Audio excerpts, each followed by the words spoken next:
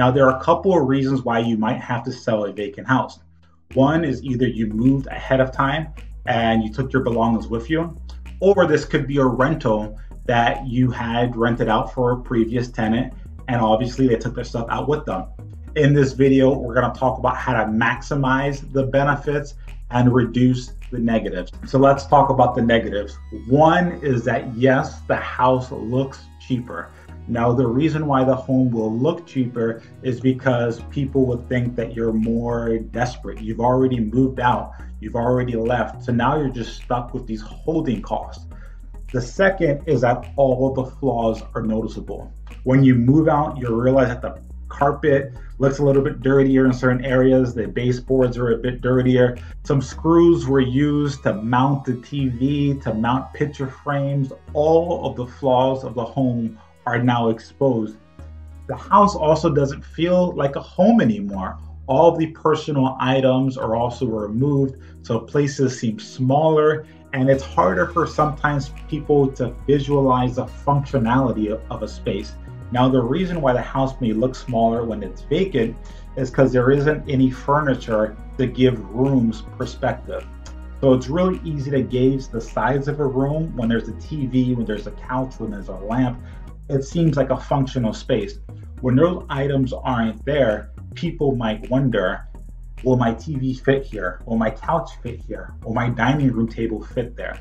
These are all questions that emerge when you're selling a vacant home. Obviously, selling a vacant house has its advantages.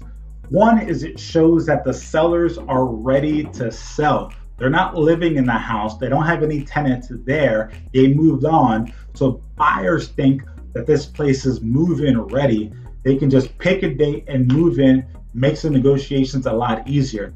The other thing is that if you go on a showing that has someone existing living in that house, you might see the family portrait on the wall. You might see the kids' toys on the floor, and you can't help but feel like you're kicking a family out of their home.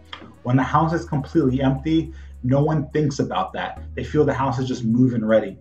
The other part is that you can actually see the house for what it is. There's times where a house can be cluttered with stuff that you can't even appreciate the granite countertops. You can't appreciate the tile floors. You can't appreciate the functionality and the space of a room because all you can see is other people's stuff. The 5 pro tips that I have for you for selling a vacant home is to 1, fix all of the obvious issues. Remember, when your furniture and all your stuff is removed from the house, all of the flaws become very obvious. So if you have a missing light bulb, you have to put a new one in there. There's a hole in the wall from a picture frame or whatever, you have to patch it up.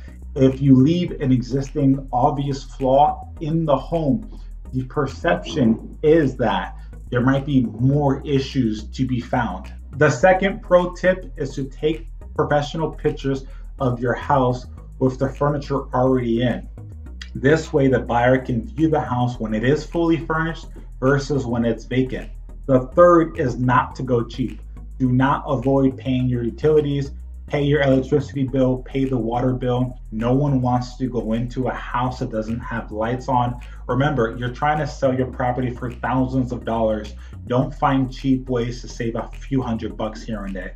Keep the utilities on. The fourth is to paint the interior and power wash the exterior. There's no bigger turnoff than looking at a dirty house. The fifth pro tip is to hire a pool cleaner, hire a home cleaner, and hire a lawn care service. Now, if you've already used these services, continue to use them. My last bit of advice when selling a vacant home is to take precautions. As your house is vacant, it may be a sign for people to break in and try to steal something. So there are a couple of things you can do to reduce the likelihood of a break-in. The first is just to have your mail forwarded or have someone go get your mail from you. Get to know your neighbors, tell them you are selling them, ask them to help get your mail and help out with a few of the basics things. The second is to take pictures of your home. This is going to be helpful if there's any damage that happens while you're away.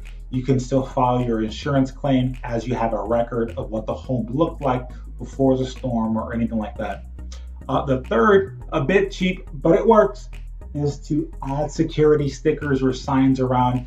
Again, all you're looking to do is to reduce the likelihood of someone doing something dumb and breaking into your home. And the fourth is to give your phone number and your agent's phone number to anyone you know in the area. This way, if they see something that's suspicious, they can call somebody and have someone go verify whether there is an issue or not. The key here is the likelihood of something happening to your home while you're away is very low, but it always makes sense to use precaution. If you have any questions, feel free to leave them in the comment section below. You can find my information at alvinsellsouthwestflorida.com, and I look forward to working with you. Thank you and take care.